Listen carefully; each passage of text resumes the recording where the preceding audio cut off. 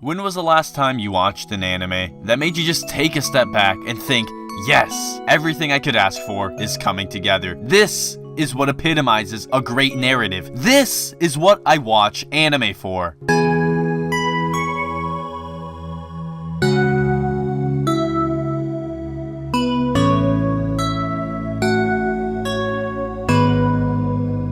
For a long time, I wondered, what is it about these cartoons that can leave such a long and well-gripped staying power within me? Whether it was learning romantic maturity through Toradora, or learning the value of life, even one that's terribly tragic, through Clannad, animation has proven to be the superior medium. But it's not often I get such a gut-punching anime thrown in my face that reminds me why I like this so much. It's not often I get an anime that's thrown in my face that makes me remember why I like making videos, why I like working so hard, why I like doing what I do. New Game has been a personal inspiration to me on so many accounts. This video, plain and simple, is to appreciate New Game and explain the significance it has had on my life and how it managed to do it. You probably have heard me reference New Game countless times, and that's not a mistake. I bring New Game up a lot because it does a really good job, if not the best job, with the cute girls doing cute things formula. And it's kind of a double-edged sword because the more I grow to appreciate New Game, the more I just end up hating other anime in the same genre. Color,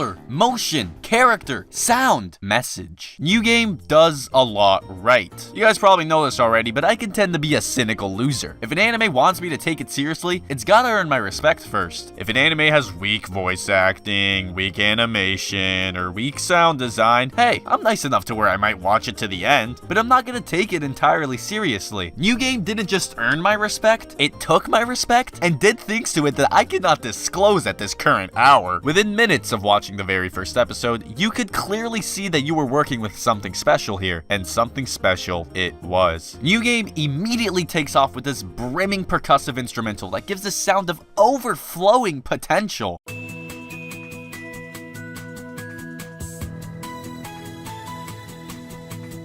Not to mention the fitting video game sound effects, matched with the interesting visual identity that just screams, hey, you're watching something different here. Pay attention. You're immediately met with a cast of individuals whose character designs are so strong that not enough hentai in the world could accentuate them any harder. I could go on and on about exactly how detailed this anime is, but I'll let the footage I use on screen for the rest of the video do the talking for me. The point I was trying to make is that through New Game's detail, through its character design, through its grade A sound direction, it even made some cynical loser like me almost immediately soften up and embrace it. And embrace it I did. When I first watched New Game Season 1, I was in a very weird place in my life, and I guess you could say this anime was exactly what I needed in that given situation. New Game is so insanely thematically potent. Each and every person who watches it genuinely can take something different from it. That general feeling of working on some big project, a project bigger than yourself, is something I have always strived for. I mean, there's no better feeling in the world than pressing that sweet render button. There is a better feeling. Working on a big project, a project that you finish only due to the efforts of a close-knit team. I mean, they're making a new game. If you read the title, it says it. It's a team of cute girls who work on some arduous task in a sometimes viciously realistic way, and I love that. Over the past few months, I've noticed something about myself that you guys could possibly relate to. It is very hard to stay motivated on things that I do not think are significant. Significance plays a major role in my life. It's my main motivator. If I don't think what I'm doing has value to it, even if it's my job or something that I have to get done, chances are I'm just not going to get it done. New Game Season 1 made me quit my shitty fast food job back in August, and I just so happened to stop the majority of my freelance video editing work while watching Season 2. It's no coincidence. New Game has had an undeniable effect on my life. It's made me realize that I should focus on the stuff I actually care about in my life and avoid the stuff I don't care about at all costs. I've started studying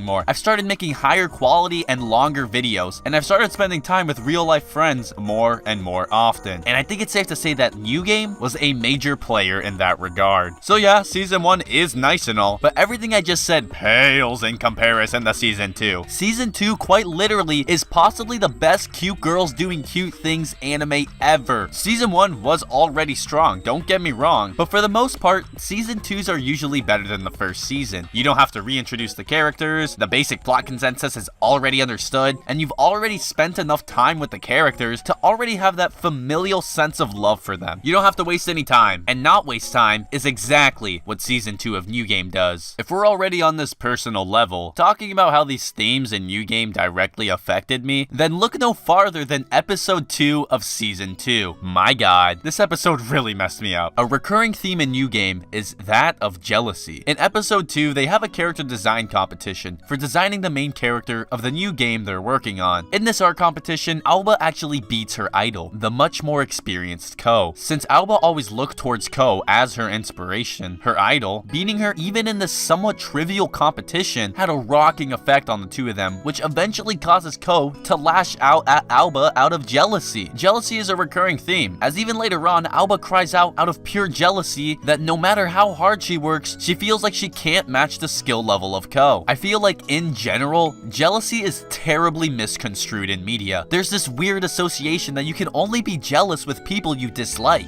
That jealousy is this inherently malicious emotion, but I feel like that couldn't be any farther from the truth, and New Game really understands this and takes it home across all of Season 2. I am almost never jealous of people who I dislike. I dislike them for a reason. I don't have time to ponder on them. I don't care about them. When I get jealous, much more often than not, it's because of a close friend, a fellow YouTuber who I look up to, putting the same amount of work as me, but getting so much more out of it. You get put in this awkward position that I have only ever seen New Game illustrate correctly. This feeling that you should be happy for them, but you can't cheer them on because of your tunnel-visioned jealousy. When I constantly bring up New Game as that 1 in 1,000 slice-of-life cute girl anime that knows what it's doing, it's because of stuff like this, and there is definitely no shortage of it. You have Yoon's inferiority complex that she overcomes, Ko and Rin's development, Hifumi overcoming her social anxiety, you have a similar but different in its own regard theme of jealousy once again with Momo, and an entirely other thing with Ko towards the end that I'm not going to spoil for those who haven't watched it yet. But I thought this was a slice of life. How could there possibly be spoilers? You're just taking this stuff too seriously, bro. It's not that deep.